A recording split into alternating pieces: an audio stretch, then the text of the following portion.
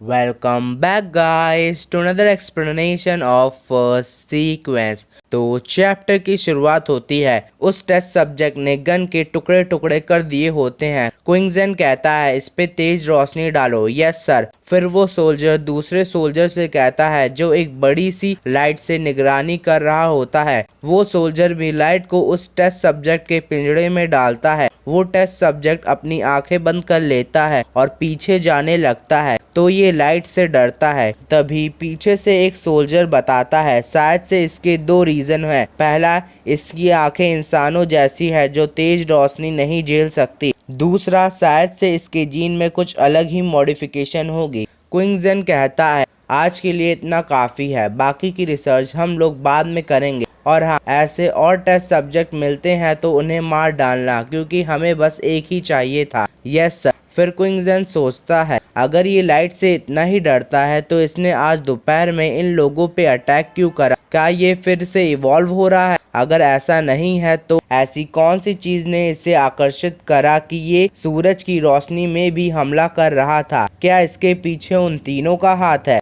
तभी क्विंगजन शूमैन को कॉल करके पूछता है कि तुम्हें वो तीनों मिले? उनका तो इस जगह पे कोई भी नामो निशान नहीं है। ठीक है, जल्दी ढूंढो उन्हें। तभी शायशु एक बिल्डिंग के पास आता है और सोचता है क्या तबाही से पहले शॉपिंग मॉल इतने बड़े थे? लू वांग डिपार्टमेंट स्टोर। अगर ये डिपार्टमेंट स्टोर खोल सकता है तो मैं भी एक दिन सोने की दुकान खोलूंगा। फिर शायशु आराम से अंदर जाता है और सोचता है यहाँ पे इतना सामान फैला हुआ है, क्या यहाँ पे कोई सोने की दुकान भी होगी? तभी शायशु से कुछ खिलौने गिर जाते हैं। उन्हें देखकर वो सोचता है ये तो जर्नी टू द वेस्ट के कैरेक्टर है। जो लकड़ी पकड़ा है वो तो जनरल है, तो वो घोड़े पर बैठेगा। उन्हें सही कर कर वो सुनार की दुकान ढूंढने चला जाता है। यहाँ पे तो एक सुनार की दुकान है। फिर शायशु कांच तोड़कर अंदर से एक सिल्वर ब्रेसलेट निकालता है और सोचता है अब ये सिल्वर काले पड़ चुके हैं और उसे फेंक देता है और कहता है वैसे भी सिल्वर की उतनी कीमत नहीं है। एक सेकंड, ये तो एक गोल्ड बार है जैसे मैंने सोचा था। यहाँ पे तो हद से ज्यादा गोल्ड बार है। सिस्टर शायू और लुयुआन 100 सालों तक भी आराम से जिएंगे। इतने सोने से तो मैं अपने शहर में सोनार की दुकान भी खोल लूंगा, लेकिन इतना सारा सोना लेके कैसे जाऊं? आइडिया। ये कहकर शायशु दोनों हाथों में सोना पकड़कर कुछ करने लगता है और कुछ समय बाद सोने की एक बॉल बनाकर कहता है अगर मैं ये सारे सोने एक साथ करूं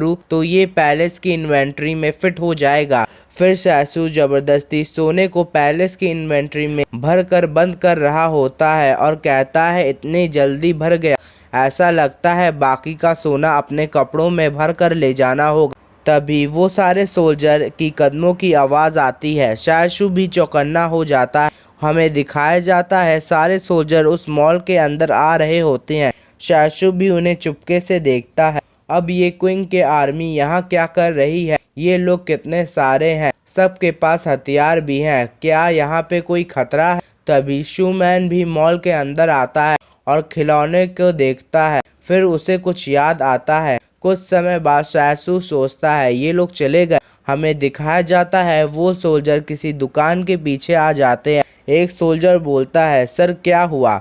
मैं पहले भी इस बिल्डिंग में आया हूँ और तभी भी वो मॉन्क उस घोड़े पर बैठा था। ऐसा लगता है यहाँ पे कोई आया था। हमें बैकअप की जरूरत है, जल्दी भेजो। और शूमैन भी अपने सोल्जर्स को आगे चलने का इशारा करता है और वो सोल्जर उस मॉल को घेर लेते हैं। शायशु को भी कुछ भनक लगती है। वीडियो पसंद आई हो तो लाइक शेयर सब्सक्राइब जरूर करिए।